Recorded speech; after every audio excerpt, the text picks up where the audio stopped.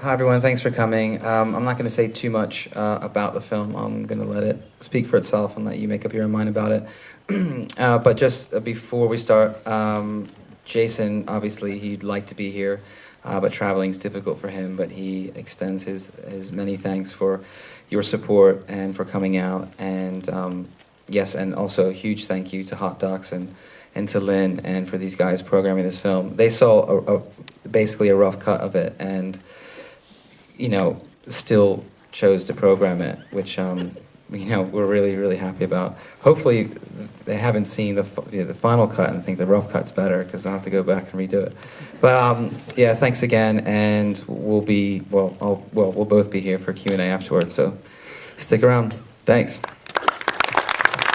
Well, I've known about Jason since I was, a teenager, and fell in love with his music. And then when I learned more about his story, fell in love with his story, and just thought it was just such a great, rare, unique story, and always just wanted to make a film out of it. And some people have tried, actually. A couple documentaries were kind of started and then fizzled out, and they even had a kind of like a drama that they were going to make, and I think the Beckers just hated the script, so they rejected it. So, yeah, luckily, it was, no one had succeeded in making it. So I got in touch with Jason a couple years ago and just said that I really wanted to make the film, and I thought that as a person, I was ready to tackle such a big story. Great. Any questions from the audience? Right there. First of all, I'd like to say what a great tribute. I mean, you've impacted, all the people here that have seen it, and I was just wondering, with the information that, he's still alive, he's lived longer than, we've had friends that have died of ALS.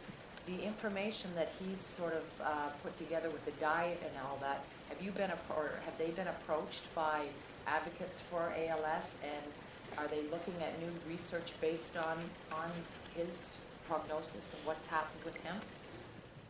So the question is, has he been approached by the ALS community about his new regime and diet and the benefits of it? I don't think so. I think, first, thanks very much for your kind words, but in regards to your other question, I don't really think so. I think throughout the years, he's in, I think, the 5th percentile of people in the world that live longer than 20 years. Most people die within, 18 months or 5 years. I think him and Stephen Hawking are two of the longest living people with that illness. I don't really think so, because the way they live, he doesn't take any kind of medicine or anything, and I guess the medical community tends to be more medicinal based, and his whole, as you say, it's his diet that Sarana has been, spending years perfecting. She studies, there's this way of eating and diet that's based on your blood type, so she kind of does that, and it's just his diet's really excellent. He gets lots of hydration and lots of love, and the main thing, I think, really the main thing is he has a reason to live. I think there are people with ALS that choose not to carry on, and Gary, Jason's dad, who invented the system, he always tells a story how he tried to show it to a doctor who was actually a doctor, an ALS doctor, and he could just see that he didn't want anything to do with it, and just kind of, decided to let the disease take its course. So I think it's a combination of the fact that he still wants to continue to live, and he has a purpose and a reason, and also the amount of love and care he gets. And unfortunately, a lot of people don't get the love and care that they need. So, no, I don't think so. Not really. Right there. Without taking anything away from the fine film, the scope was excellent. You obviously concentrated on Jason. There's obviously a whole, either consciously or unconsciously, without including David Lee Roth and his reaction to finding out that the guy that he hired kept the disease from him to the last minute. I'm just wondering if you can explain either his inclusion or non-inclusion in the film and what his actual reaction was during the time.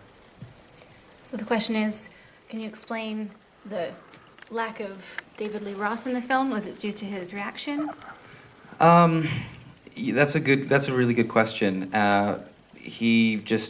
We reached out to his manager, and she said, well, I'll pass it along to him, but he hasn't done an interview for 3 years, and he's kind of sworn off interviews, and just never heard anything back. And I chased the manager, and she said, well, I haven't heard anything, so I have to respect his wishes.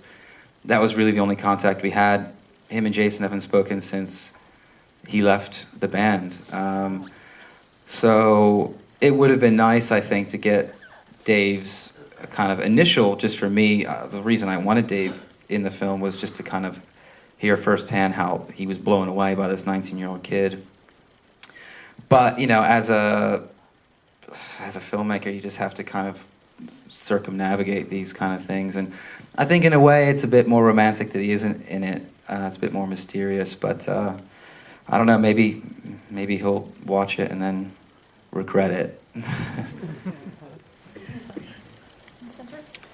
I think I read that you actually had a problem clearing some of the music before this preview. Did that ever get resolved, or is it the music that you had intended to be in the movie, or is there something, did you have to make changes? The question is, did you have any issues, legal issues, playing any of this music? No. No.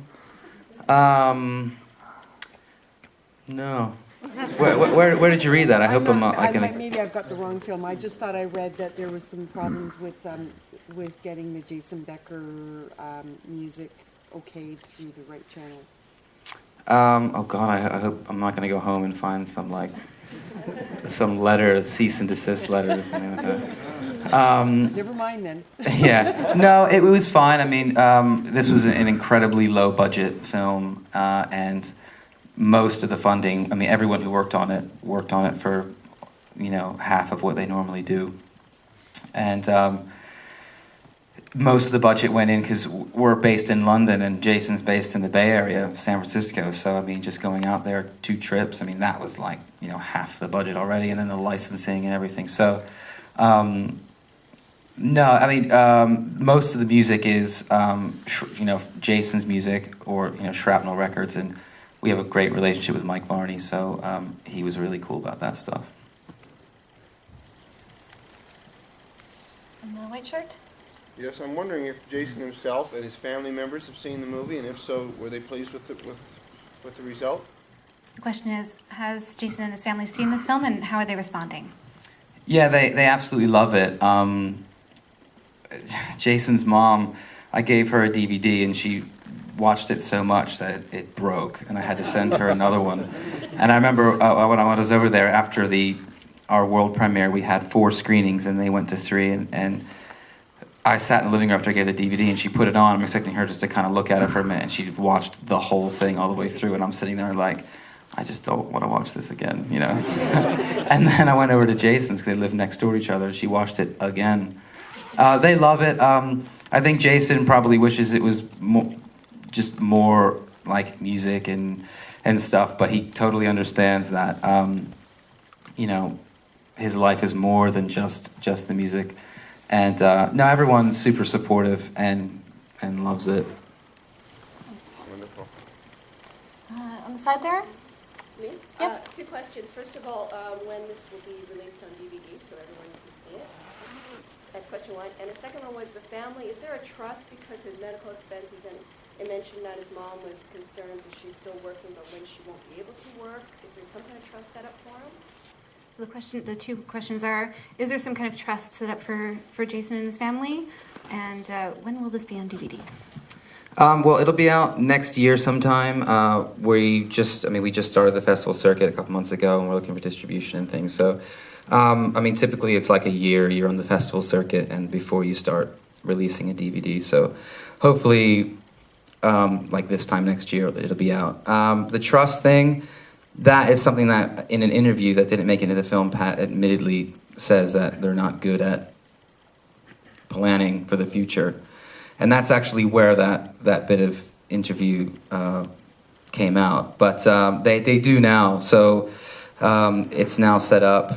And so like when the concert, like all the money went to the concert, and proceeds of this film, if it makes a dime, are gonna go to Jason. So, yeah, and he gets a lot of love and support, and I think hopefully the concert becomes an annual thing, and that'll bring in some money for him.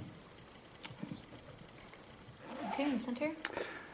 Jesse, tell me, as someone who spent a day with Jason myself, tell me what it was like the very first time you met him and what your feelings were of his environment and his way of life.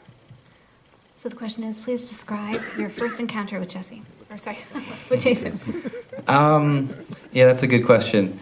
Well, like I said, I've wanted to make a film about him for 15 years, and he's been such a personal source of inspiration for me, and a real hero. I don't have many, but so we first met.